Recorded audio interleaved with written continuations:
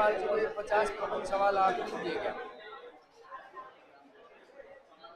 दिया आपने ना, ये मैंने बोला था ना आज आपको कि उस किताब में से 50 सवाल देने।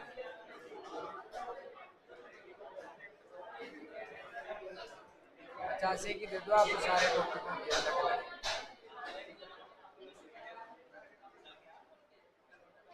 100 बना दिए। 50 ले लो आप, 5-5 एक-एक टॉपिक के 10 एक सवाल, 10 एक टॉपिक तो हैं सारे।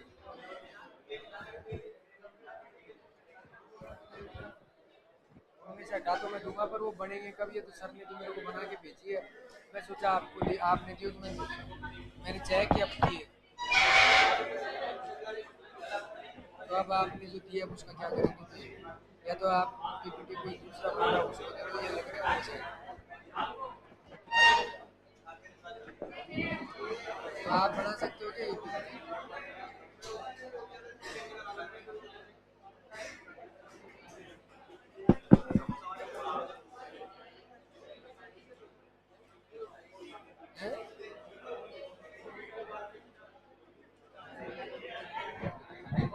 वो तो मेरे को बना के दे गए 60-70 सवाल, पर उसमें उन्होंने स्थापत्य की जाते हुए दी। ठीक है, मैं आके देखता हूँ एक बार। तो उनको हटा देना, 5-5 ले लो, 50-60 सवाल बच जाते हैं। 6-6 सवाल ले लो 10 एक टॉपिक के।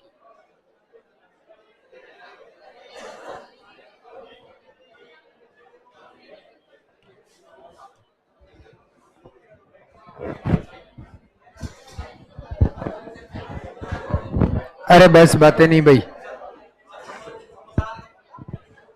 क्या करवा रहे थे? अच्छा, ये सब करवा दिया क्या शेखावाटी का? चलो अब आगे देखो। तो बंदेज कला शेखावाटी की है, जयपुर की भी है। बंदेज की सबसे बड़ी मंडी जोधपुर में है। और बातिक कला कपड़े पर मोम चढ़ा के होती है।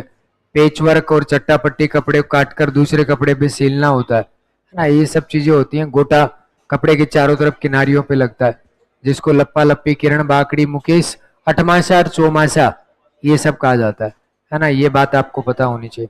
बस भाई, बात नहीं, अब थोड़ी देर समझो, बातें नहीं करनी।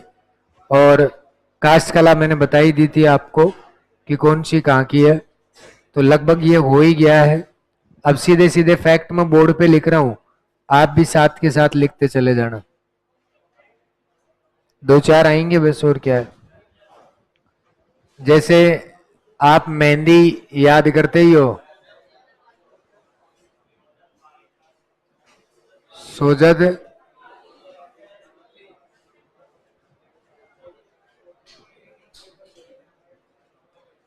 एक गरासियों की फाग। भाई बात नहीं रहे हो, ये भी सोजत की है। एक होता है जो पेपर में आता है अम्ब्रेला। अब ज्योग्राफी की बातें आ रही है, ये टीवी, रेडियो, ये सब है फालना के, फालना पाली।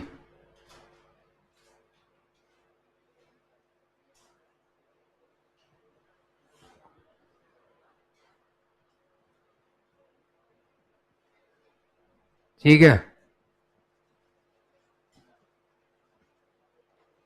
उसके बाद में पिछवाई कला, ये कहां की है?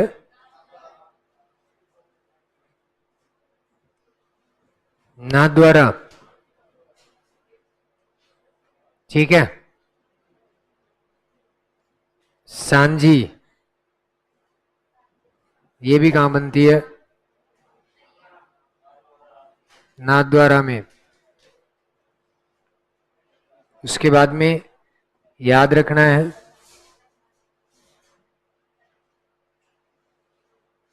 रमकड़ा, गलियाकोट, डूंगरपुर,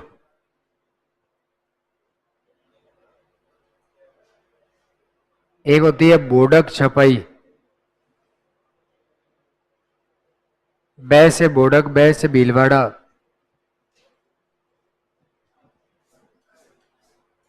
एक होते हैं खेसले। खेसले में इस ले को ही पकड़ना। ले से लेटा। लेटा है जालोर। एक होते हैं मामा जी के घोड़े। कपड़े घोड़े होते हैं ये।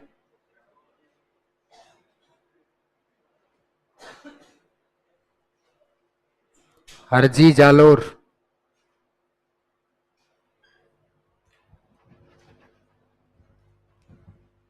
तिलपट्टी और सूंगनी नसावर।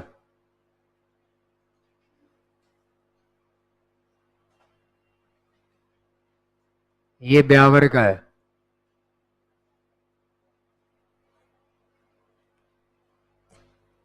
एक तलवार। तलवार से सिर कटते हैं तो सिरोही।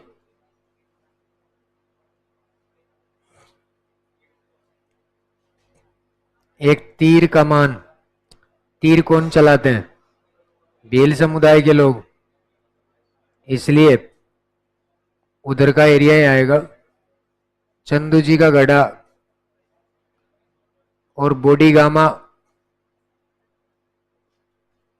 बोडीगामा है डूंगरपुर। चंदू जी का गढ़ा बांसवाड़ा। वो बोडीगामा बांसवाड़ा में पड़ता है। बांसवाड़ा में भी पड़ता है और एक डूंगरपुर में भी है। और डूंगरपुर वाले में तीर कमान बनते हैं। बांसवाड़ा वाला में नहीं बनते। है दो हैं ये।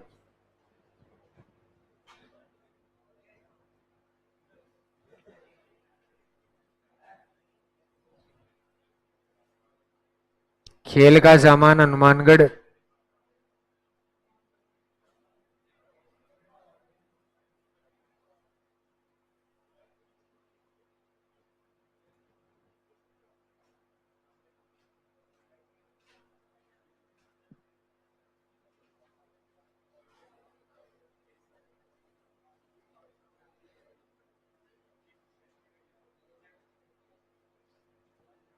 लिख लिया क्या?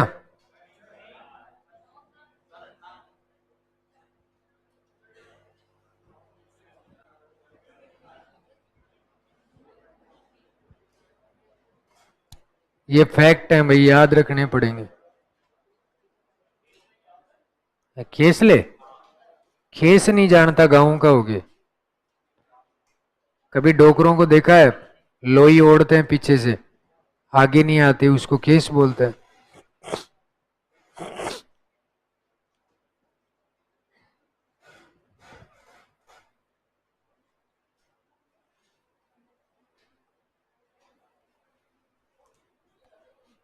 क्या? रमकड़ा सोप स्टोन से निर्मित खिलौने होते हैं, स्टोन के।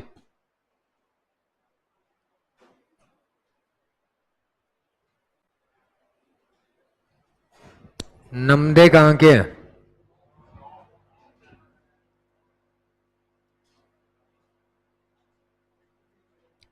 टोंक, बीकानेर। गलीचे, जयपुर, बीकानेर।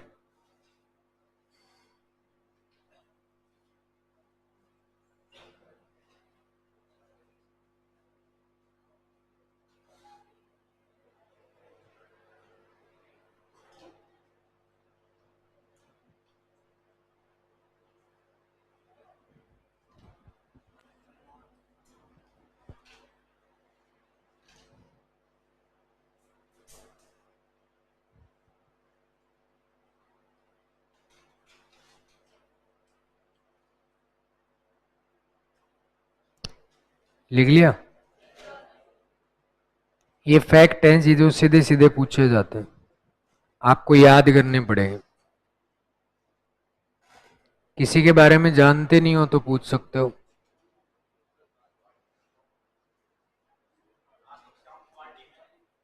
किसकी पार्टी? मेरी तो क्लास है। नहीं, 9 बजे भी क्लास है। 11 बजे तक तो क्लास ही है।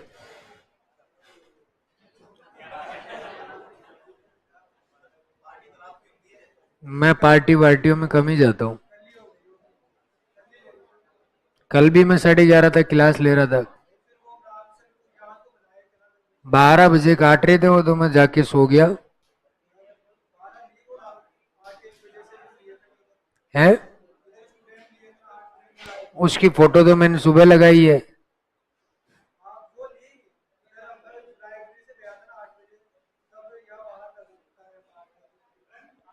रात को वो देख मेरे बेटे,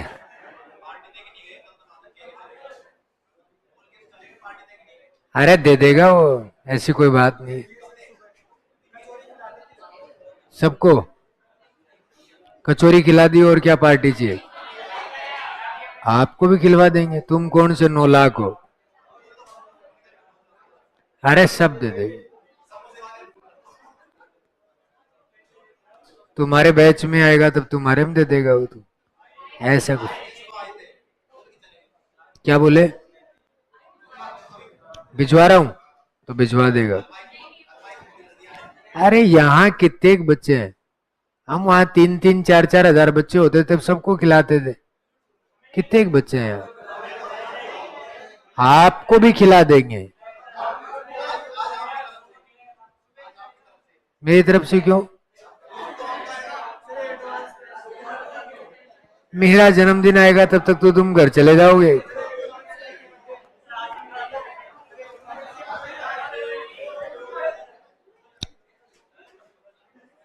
वो तो खिला देंगे, इसमें क्या ही है। बैच कंप्लीट होगा तब खिला देंगे। समोसे ही तो खाने हैं तुम्हें। कम कमाते आपसे ही हैं, तो इनसे क्या ही फर्क पड़ता है। इन सब चीजों, खाना पीना मायने नहीं रखता। जिस दिन अपने टॉपिक खत्म होंगे तब खिला देंगे बस।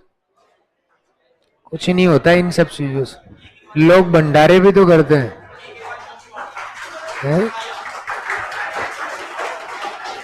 अरे बस रे,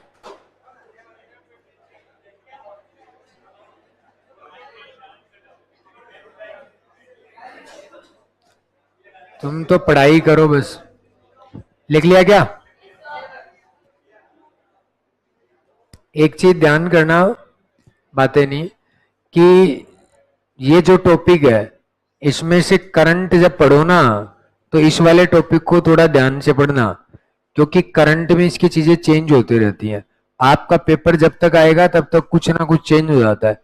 इसलिए कभी भी ये नहीं सोचना कि जो पढ़ा दिया, क्योंकि मैं वो शिक्षक नहीं हूं कि मैंने पढ़ा दिया तो रामबाण है ये, नहीं। करंट में चीजें चेंज होंगी तो वो नहीं कर पाओगे इससे, वो उसी समय आएंगी। फिर आप ऑनलाइन जुड़े रहना तो हम करवा देंगे। अब ऐसा थोड़ी कल परसों कोई नई चीज बन जाए, बनाने वाला कलाकार कोई चेंज हो जाए, तो हम उसको अभी थोड़ी लिखवा सकते हैं। तो और इसमें आता भी करंट का ही ज्यादा है। आपको बता दूं, ये 3 टॉपिकों का होता है। ज्योग्राफी भी इसमें है, कल्चर का पोर्शन है, इकोनॉमिक सर्वे का पोर्शन है, और करंट। 4 चीजों को मिला के एक टॉपिक बनता है ये, इसलिए ये सबसे मुख्य होता है। तो 2 से 3 सवाल इससे पढ़ेंगे हमेशा। तो करंट की चीजें भी देखते रहना। जैसे अब लास्ट में बची एक थेवा कला, कहाँ की है? मुझे तो पता ही नहीं है। राजा कौन था? भैंस गई भैंस पानी में। सामंत सिंह या सामंत सिंह, दोनों ही बात है, लिखना नहीं है, सुन लो, ये तो समझने की है थोड़ी सी। और इसके जन्मदाता कौन है? नाथू सोनी।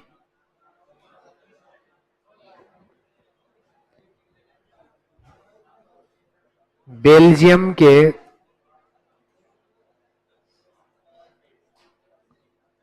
हरे कांच पर स्वर्ण नक्काशी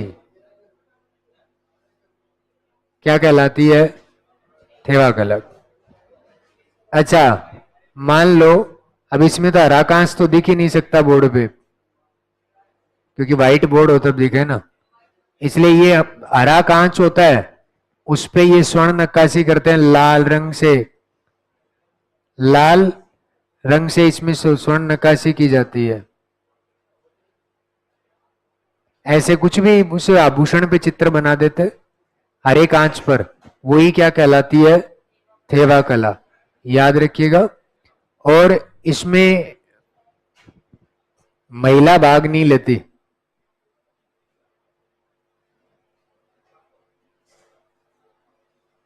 महिला भाग नहीं लेती।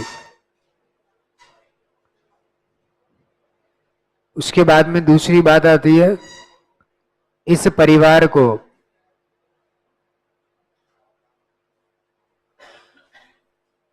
आठ बार पद्मश्री मिल चुका इसी कला के लिए, एकमात्र कला के लिए कि यह हरे कांच पे सोने की नक्काशी करता है। अपने आप में एनसाइक्लोपीडिया में भी शामिल है। एनसाइक्लोपीडिया में शामिल किया गया।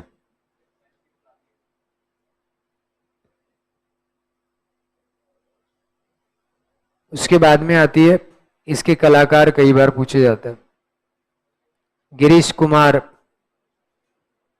पद्मश्री मिला इसको। राज सोनी, जगदीश प्रसाद,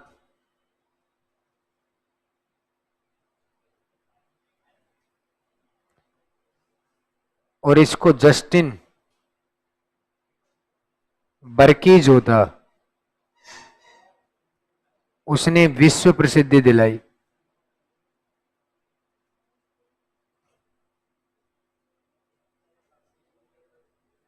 ठीक है, तो ये बात सुनो।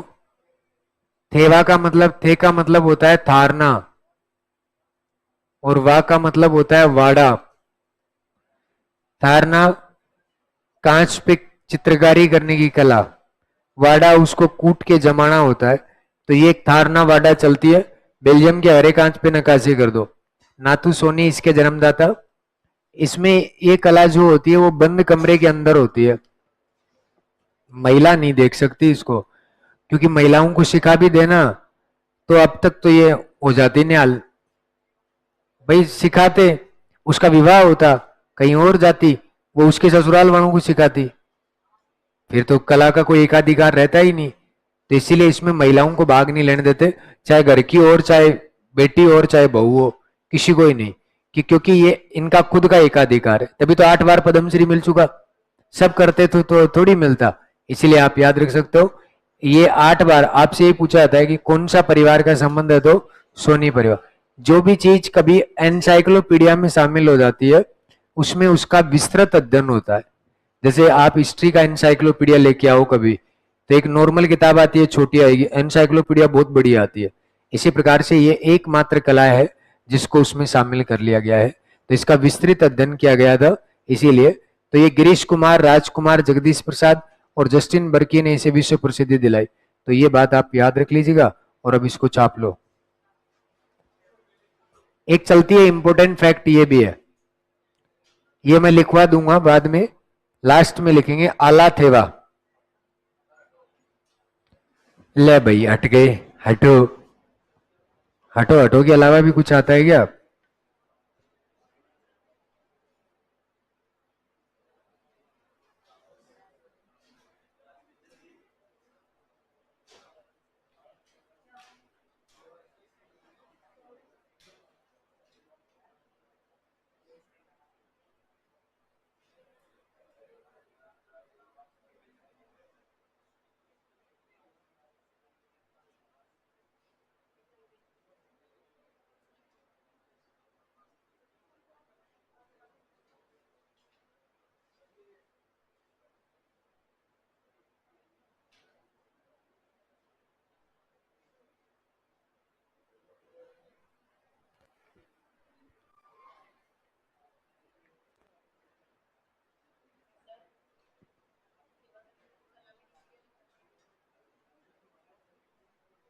कौन सा ये थारना और वाडा? थे का मतलब थारना, वा का मतलब वाडा। ये दो प्रकार होते हैं।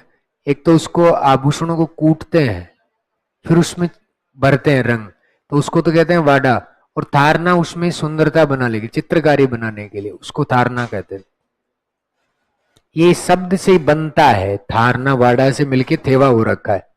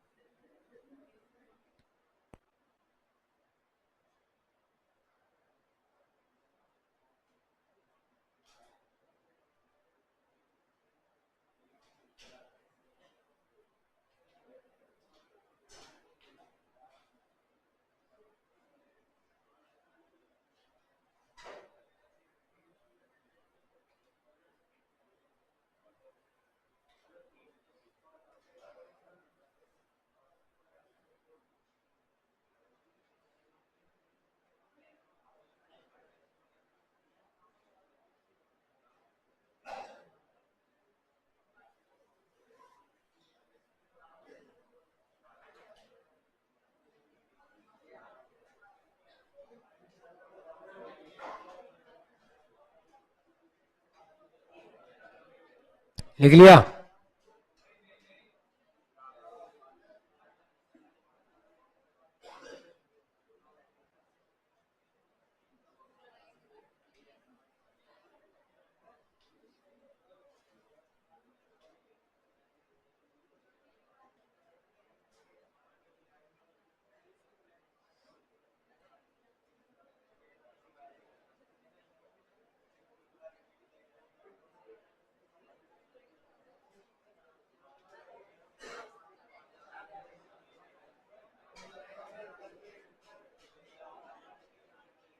लिख दिया? उसके बाद में लिखो एक लास्ट लाइन इंपोर्टेंट सी।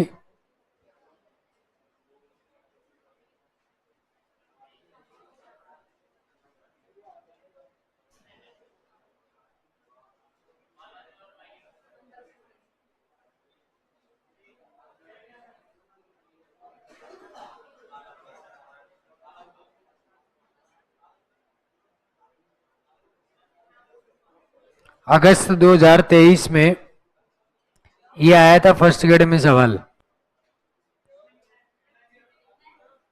हाँ लिखना ही है। अगस्त 2023 में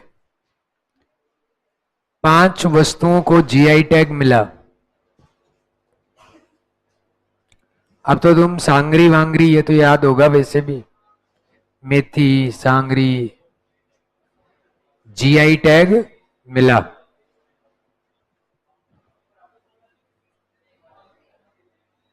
अगस्त 2023 में 5 वस्तुओं को जीआई टैग मिला। लिखो नंबर 1।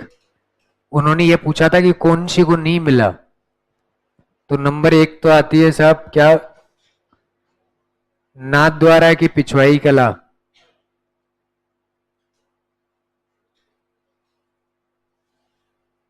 पिछवाई। नंबर 2 उदयपुर की कोफ्तगिरी।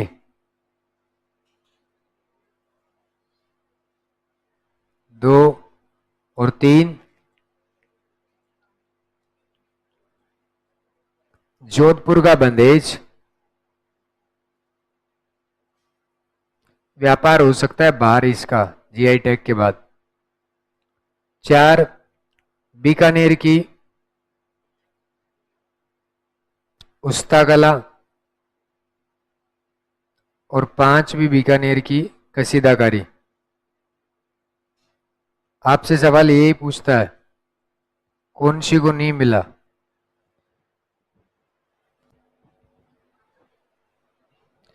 जोधपुर की बंदेज, बीकानेर की उस्ता कला और बीकानेर की कसीदाकारी। बीकानेर की क्या है? कसीदाकारी।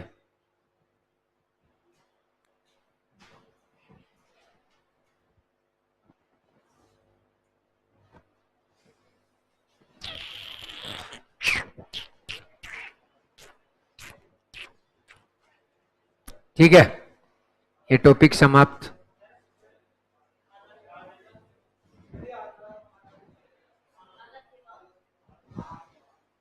अच्छा, आला तेवा रह गया क्या? हरे कांच के अलावा किसी भी कांच पर चित्रकारी करना। हरे कांच नहीं होना चाहिए और किसी। आला तेवा का मतलब ये है कि किसी और पे भी कर देते हैं चित्रकारी, फिर उसको हटा देते हैं। आला का मतलब खत्म कर दो, कि आला गीला नहीं बोलते कि ठीक है भाई करो तो करो, नहीं मत करो। हरे कांच पे करने के बाद फिक्स हो जाती है, तो आला तेवा के सामने लिख सकते हो हरे कांच के अलावा, हरे कांच के अलावा अन्य रंग के कांच पर चित्रकारी करना आला तेवा कहलाती है। हरे कांच के अलावा अन्य रंग पर चित्रकारी करने की कला।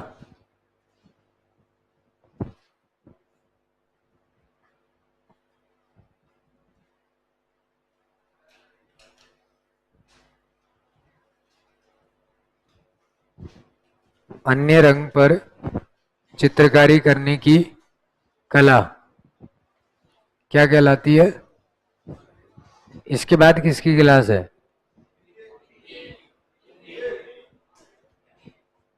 लिख लिया?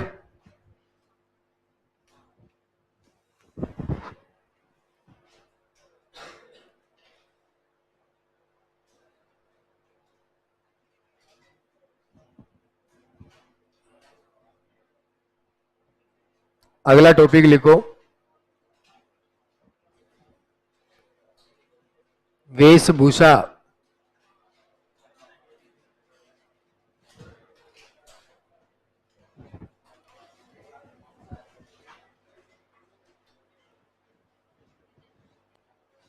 ये इससे मिलता जुलता टॉपिक है।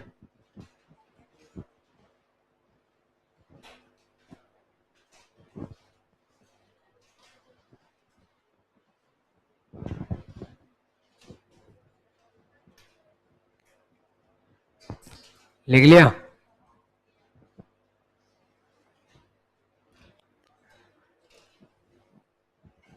बोर्ड पे देखना। वेश का अर्थ होता है कपड़े और भूषा का मतलब होता है आभूषण। ठीक है, कपड़े जो होते हैं वो सब जानते हैं और भूषा का मतलब आभूषण। दोनों को साथ पढ़ लेंगे। तो अब आप देखिएगा, कपड़े पहनता कौन है? भाई एक तो पुरुष पहनते हैं, इंसान।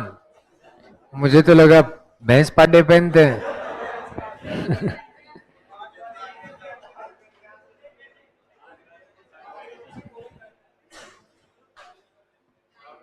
इंसान तो किसको कहता है? तो देखिएगा, पुरुष पहनते हैं, महिला पहनती है।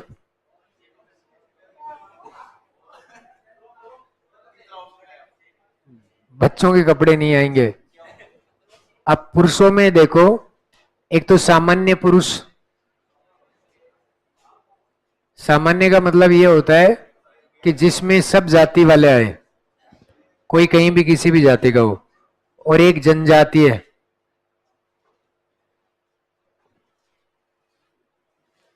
ठीक है। इसी प्रकार महिला भी सामान्य है, सब और फिर जनजातियों की, बस ये पढ़नी रहेंगी आपको। सबसे पहले पुरुषों की बात करेंगे, फिर उसके बाद में महिलाओं की, फिर आदिवासी पुरुषों की और आदिवासी महिला। छोटा सा टॉपिक होता है, सवाल एक आ जाता है, कई बार दो भी पूछ लेते हैं। अच्छा सवाल आएगा इसमें, जब भी पूछा जाएगा बहुत अच्छा आएगा। अब सुनिएगा, अभी पूछा गया था कि वेशभूषा की अगर बात की जाए तो सर्वप्रथम किस कपड़े के उल्लेख मिले, तो वो आएगा सूती। कौन से वस्त्र के उल्लेख मिले? सूती। अब इसको क्या रटना है, दादा को देख लो कौन सा पहनता है, सूती पहनता है। और ये उल्लेख जो होता है, ये सबसे पहले सभ्यता अगर आपसे पूछ ले कि ये कौन सी सभ्यता में मिले थे, तो सभ्यता की अगर बात करें तो दो याद रखना, एक आहड़ और एक कालीबंगा। कौन सी? कालीबंगा। इन दोनों के ही अवशेष जो हैं, इन्हीं दोनों सभ्यताओं में आभूषणों के अवशेष भी मिले, और इन्हीं दोनों में किसके? कपड़ों के। और कौन से वस्त्र के? सूती वस्त्र। भाई पुराने लोग जो थे वो सूती वस्त्र पहना करते थे, कि जैसे कोई भी सूती वस्त्र जो होता है वो गर्मी में ठंडा रहता है, भौगोलिक स्थिति की वजह से पहनने पड़ते हैं। कपड़े यहाँ के अधिकांशतः भौगोलिक स्थिति पे निर्भर है, जैसी यहाँ की भौगोलिक स्थिति है वैसे यहाँ कपड़े पहने जाते हैं। और सूती वस्त्र गर्मी में ठंडा रहता है, और सर्दी में भी गर्म भी रहता है पर इतना ठंडा भी नहीं रहता।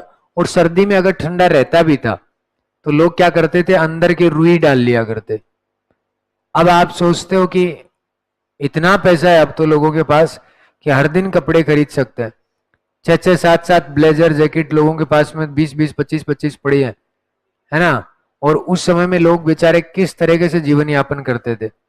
आज गांव में कभी भी देखना, आप चीज को नोटिस करना कि पुरानी महिला जो होती है, मम्मी है, अपनी दादी है, अगर आपने एक चम्मच को भी खो दिया तो भयंकर सुनाती है, 2-4 गालियां टिका देती है कि लखन ही नहीं है, पता नहीं कहां से मनुष्य पैदा हो गया, है ना। क्यों? क्योंकि उनको उस बर्तन की वैल्यू का पता है। आप ये सोचते हो कि यार एक चम्मच 10 रुपए की है, उसमें इतनी गाली सुना दी। हम सोचते इसलिए है ना क्योंकि हमने वो सब चीजें बड़ी सामान्य रूप से मिल गई।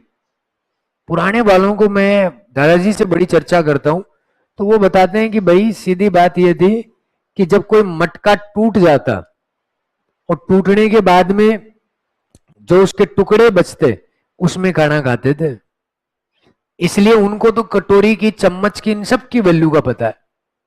अपन सोचते हैं 20 रुपए की चम्मच कटोरियों के लिए क्या गालियां सुना रहे हो, और ला देंगे 50 रुपए में तो 10, 15, 20 जो आ जाएंगी, है।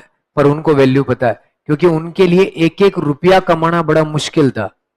आज जैसी खेती होती है ये तब से होने लगी है जब ये यूरिया आ गया, डीएपी आ गया, दुनिया भर के खाद आ गए। पहले खेत में आज तुम मत डालो ये खाद वाद, पानी वानी देते रहो बस, कितना का अनाज होगा?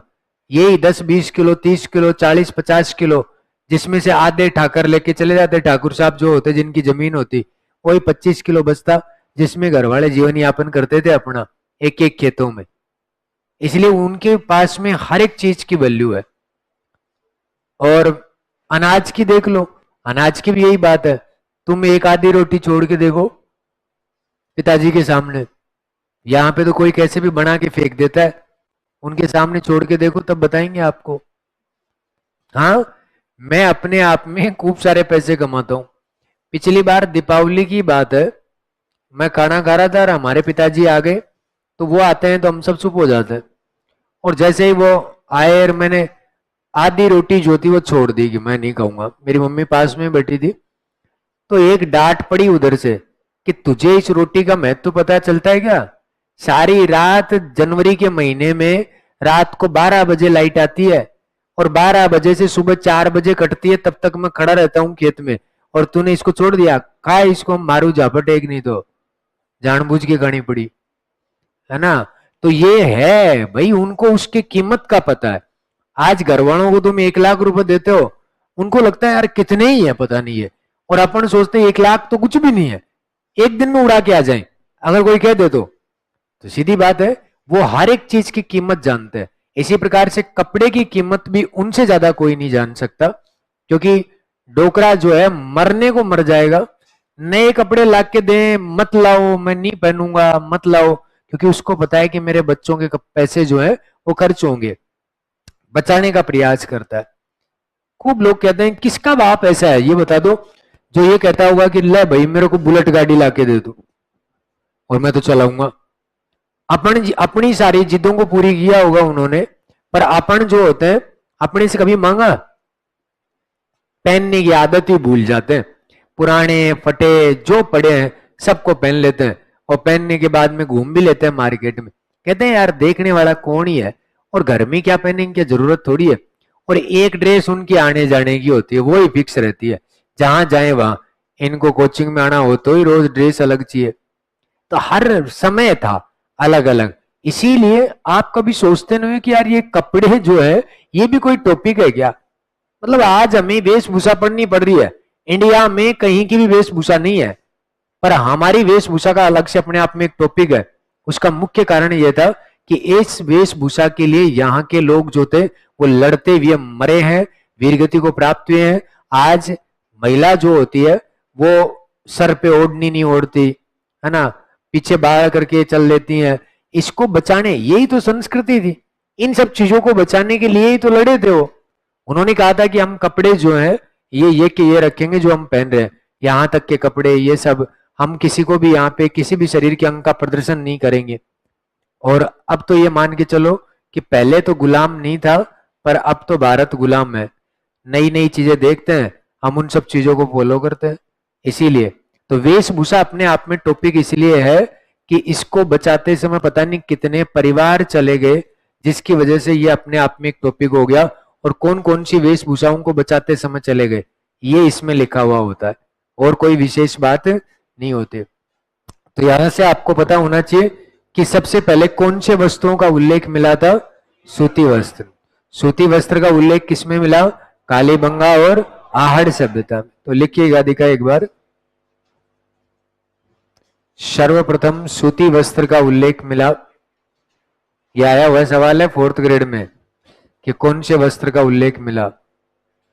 सर्वप्रथम सूती वस्त्र का उल्लेख मिला,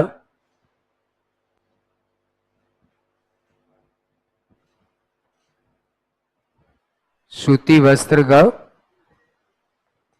उल्लेख मिला, इसकी जानकारी आहड़ और कालीबंगा सभ्यता से मिली। इसकी जानकारी आहड़ और कालीबंगा सभ्यता से मिली।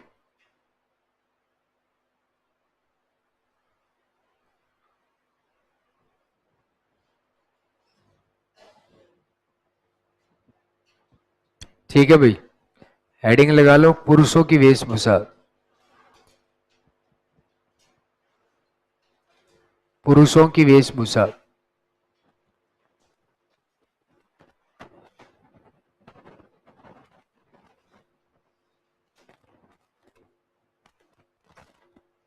बोर्ड पे देखना, पहले समझना ढंग से, ये पेपर में आने वाली चीजें हैं, छोटा टॉपिक है, जल्दी याद रहेगा। ये कार्टून बना रहा हूं मैं, राम सर बना दिए।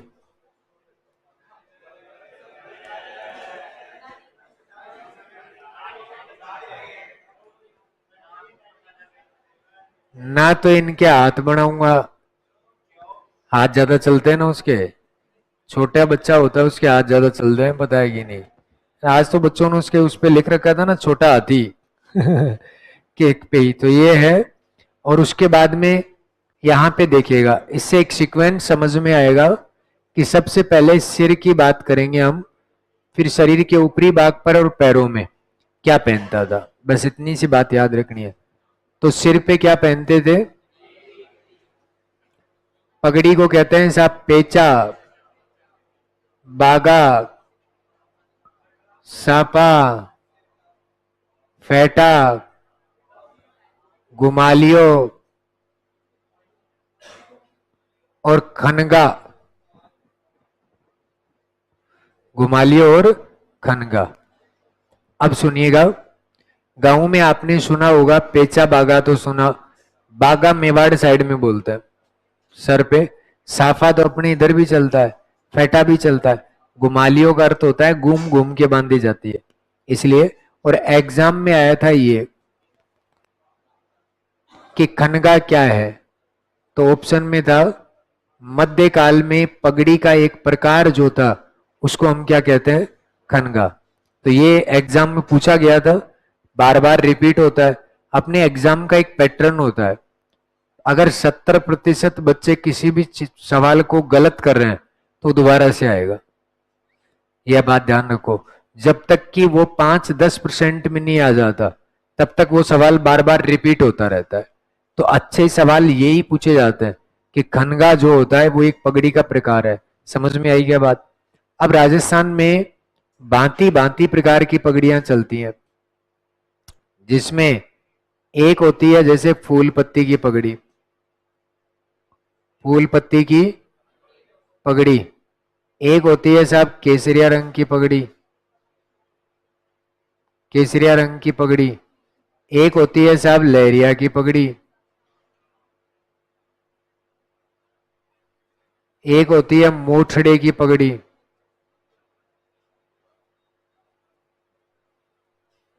एक होती है मदील की पगड़ी। एक होती है सिंदूरिया पगड़ी।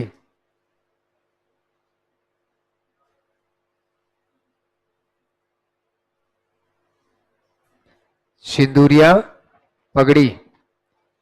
एक सिंदूरिया। उसके बाद में एक होती है गुलाबी पगड़ी। एक होती है खाकी पगड़ी।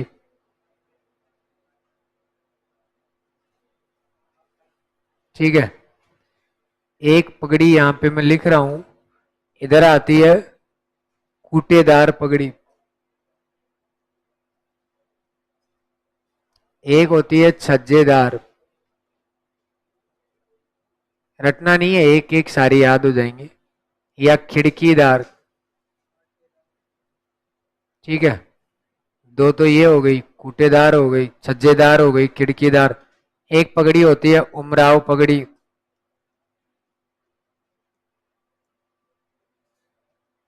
उसके बाद में यहां पे जो पगड़ी आती है उसके बारे में याद रखना है कि अकबर के समय में, और अकबर के समय में कौन सी पगड़ी चलती थी। और उसके बाद में आता है कि राजस्थान की सबसे बड़ी पगड़ी। सबसे बड़ी पगड़ी। और उसके बाद में मेवाड़ में पगड़ी बांधने वाला। अच्छा, मुझे तो पकड़ता ही नहीं है। बता दिया तुमने तो खुद ही पढ़ लो फिर। अब बता, मारवाड़ में पगड़ी बांधने वाला। हाँ, गई भैंस पानी में है। अन्य रियासतों में पगड़ी बांधने वाला है।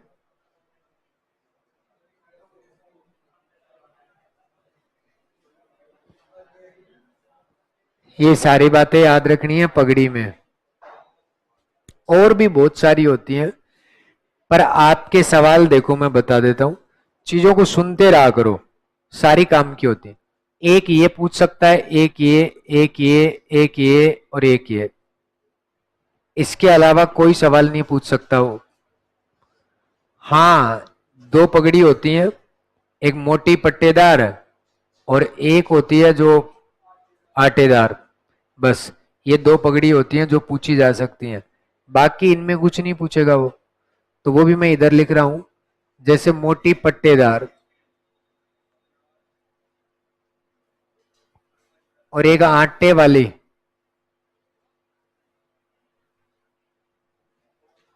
और एक पगड़ी के आभूषण, ये सब पूछ सकता है। देखो, सबसे पहली बात यही है कि राजस्थान में आन बान का प्रतीक जो है, आन बान शान का, वो क्या मानी जाती है? पगड़ी। इसके बारे में कहा जाता है, साइड में हटो, अभी तो ये लिखना है तो इसके आगे उत्तर, तब तब फोटो खींचना। किसका? राम सर का फोटो खींचना है। अभी इसके सामने उत्तर लिखेंगे, फिर ले लेना फोटो। ये लिखना भी है आपको तो तब लेना, अभी क्या ही काम का है। तो उसके बाद में अपने राजस्थान में पगड़ी का कितना बड़ा महत्व होगा कि यहाँ लोग ऋतुओं में अलग प्रकार की पगड़ी पहनते थे, त्योहारों पे अलग प्रकार की पगड़ी पहनते थे। और अपने यहाँ पे ये कहा जाता है कि पगड़ी जो है वो हमारी इज्जत होती है, हमारा सम्मान होता है। जब आप घर से चले होंगे तब पिताजी छोड़ने आया होगा, अगर पिताजी की आपके साथ में बनती है तो, नहीं तो माँ छोड़ने आई होगी, और माँ छोड़ने आई होगी तो पीछे पीछे दादा भी आ रहा होगा अगर है तो। जैसे ही बस में बिठाया उससे पहले दादा सर पे हाथ रख के कहता है कि बेटा कुछ भी करना, सुना करो यार। जिसमें सुनने की आदत नहीं है ना, मैं उसको सुनाना ही नहीं चाहता। मुझे बड़ा अजीब लगता है कि यार ऐसी चीजें भी सुनते हुए तुम्हें अजीब लग रहा है। जो काम की चीजें होती हैं ये याद नहीं रहेंगे। मैं इस पे बहुत अच्छे से एनालाइज किया हूं सब्जेक्ट पे। आप पढ़ के तो देखो कहीं और से जाके, अगर तुम 5 शब्द याद कर लो तो मेरे को बता देना। हमें पता है ना यार याद कैसे करवाना है, तो थोड़ा सा सुनने का प्रयास किया करो। तो दादा हमेशा से कहता है सर पे हाथ रख के कि बेटा कुछ भी करना, घर से बाहर जा रहा है पर पगड़ी की शान रखना, खाना पीना ये कुछ भी कर, पर पगड़ी की इज्जत खराब नहीं होनी चाहिए। और गांव में जब कोई महिला बक के चली जाए या कोई लड़का बक के चला जाता है तो उसके बाद में उसके बाप की पगड़ी उतार दी जाती है। इसका मतलब ये है कि इज्जत उतार दी जाती है। और हर बाप अपने बच्चों से यही आस करता है कि वो बच्चा मेरा कभी मेरी पगड़ी जो है उसके लाज को समाप्त नहीं कर दे। हमेशा से ये परंपरा रही है राजस्थान में कि अभी कोई इंडियाज गोट टैलेंट की बात है और वहां पर एक 5-6 डोकरे गए हुए थे। उनमें से एक डोकरा जो था उसके सर पे पगड़ी नहीं थी, बाकी चारों के सर पे पगड़ी थी।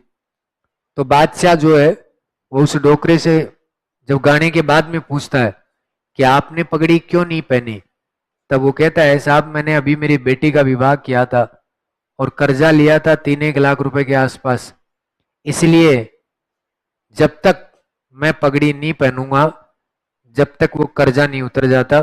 क्योंकि मेरे प्रदेश में यानी कि राजस्थान में सर पे या तो पगड़ी रह सकती है या सर पे कर्जा रह सकता है। तो बादशाह ने कहा ऐसी बात की वजह से पगड़ी नहीं पहन रहे? बोला हाँ।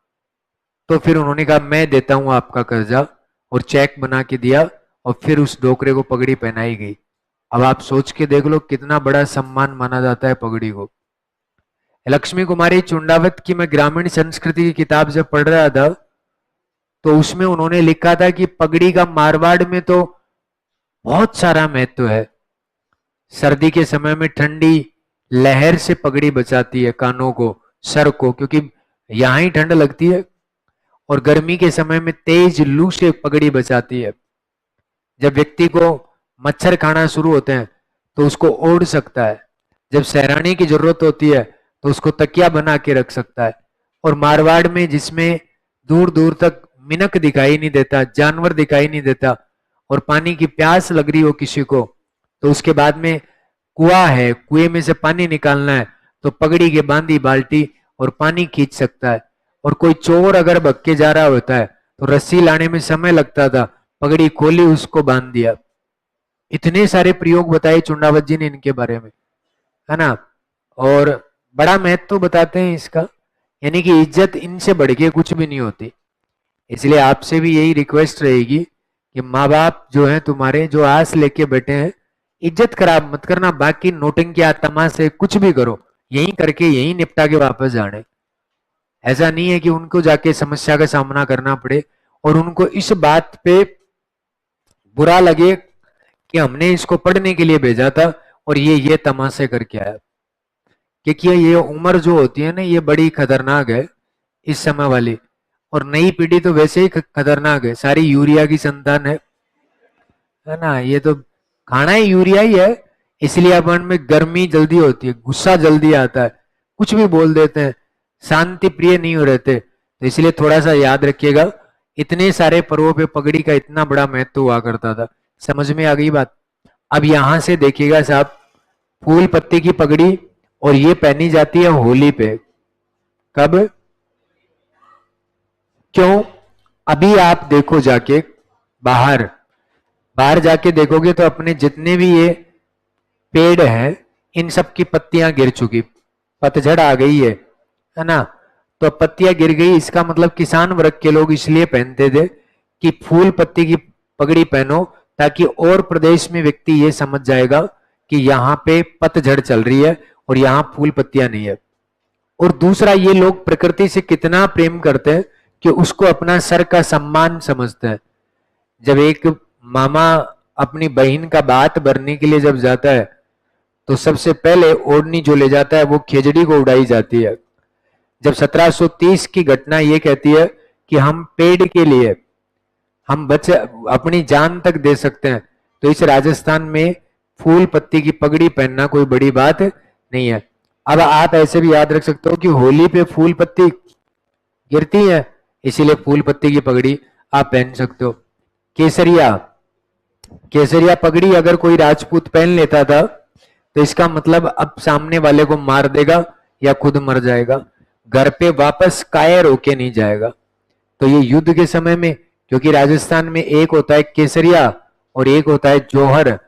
जौहर पहले होता है कि केसरिया? केसरिया पहले होता है और बाद में जौहर होता है। ये आपने पढ़ लिया है, क्या ये बात सही है? बिल्कुल 100%। ठीक है, आज घर पे जाना, सुन लो, क्योंकि मैं कभी फैक्ट पढ़ाया ही नहीं मैंने मेरी जिंदगी में आज तक। एक्चुअल में मैं बड़ा सोचता हूं इन चीजों पे कि आपको इन चीजों के बारे में कैसे नहीं पता। और अपने चेहरे को बांध लेना पूरा, बस आंख आंख दिखनी चाहिए। घर वालों को आंख भी समझ में नहीं आए, चश्मा लगाओ ब्लैक, और दादा दादी बैठे हुए हो और कपड़े दूसरे चेंज करने हैं, और दादा के गले पे चक्कू लगा दो और चक्कू लगा के शब्द बोलना है। क्या? दादी पास में हो कि बता दादी पहले तुझे मारू कि दादा को? आवाज पहचान में नहीं आनी चाहिए। दादी का पहला शब्द होगा कि पहले मुझे मारो फिर इनको मारना। तो तुम केसरिया पहले कैसे करवा रहे हो? ये दुनिया की परंपरा ही यही है। हर एक महिला जो होती है वो अपने पति के हाथ से शमशान घाट जाना चाहती है। वो चाहती है कि मैं सुहागन मरना चाहूं और बाद में मेरा पति मेरे परिवार को संभाल सकता है। और आप कह रहे हो कि पहले केसरिया होता है। अच्छा, केसरिया हो भी गया, केसरिया हो गया, उसमें सारे पुरुष मर गए, मरने के बाद उन रानियों को जलने कौन देगा? क्यों जलने देंगे वो? है क्या? अच्छा, युद्ध के अंदर जीत जाए तो क्या? एक बात बता, तो कौन से युद्ध में जीते जिसमें केसरिया हुआ? भाई केसरिया करते कब थे? जब सामने वाले के पास में 10,000 सैनिक हो और अपने पास में 2,000 हो, तो अपने को पता है कि हम मरेंगे, और उसके बाद में सबसे पहले महिला। फिर आप ये इतिहास में ऐसे कैसे पढ़ा कि उधर अलाउद्दीन खिलजी जो थे, उनको चित्तौड़गढ़ के किले से आग की लपटें दिखाई दे रही थी, तभी वो ये समझ गया था कि अब राजपूत तेरे ऊपर अटैक करेंगे। वो आग की लपटें कहां से आ गई? रतन सिंह मर गया? क्या बात करता है, किले के दरवाजे खुले भी नहीं, रतन सिंह मर भी गया? हद हो गई। तुम तो पता नहीं कौन सी हिस्ट्री पढ़ के आए हो। भाई आज एक कहावत चलती है, तेरे को भी घर वाले परेशान करते होंगे, तब तू कहता होगा मैं तो मरूंगा 5-7 को साथ लेके मरूंगा, ये ध्यान रखना। तो 5-7 को साथ लेके तब मर सकते हो जब पीछे वाले सब मर जाए। इससे पहले आदमी में जोश ही नहीं आता। और जब पीछे वाली रानियां जब जोहर कर लेती थी, हमीर देव चौहान को क्या पढ़ा फिर तुमने? हमीर देव चौहान जो होते हैं उनके बारे में जब आप इतिहास पढ़ते हो तो उसमें आपने जानने का प्रयास किया हो तो एक अपने शेखावाटी का है ताऊ शेखावाटी, ताऊ शेखावाटी कहते हैं उनको। उनकी किताब चलती है हमीर देव करके, मैंने साहित्य में उनको पढ़ा है। तो उन्होंने लिखा है कि भाई जब इनके पास में सैनिक कम थे, किले के दरवाजे बंद कर रखे थे, बाहर खूब सारे सैनिक थे, अब क्या करें? अब इधर जोहर होता कैसे है? सबसे पहले तो जैसे ही राजा को पता चल जाता है कि पानी में कुछ गोरक्त मिला दिया, पानी नहीं पिएंगे तो मरेंगे, प्यास से मरेंगे या कुछ भी करेंगे। एक सेकंड। हाँ सर, 3 बजे खत्म है? ये 3 बजे तक थी ये क्लास? मेरे को पता ही नहीं, मैं 3:30 तक सोच रहा था। उधर किस में है?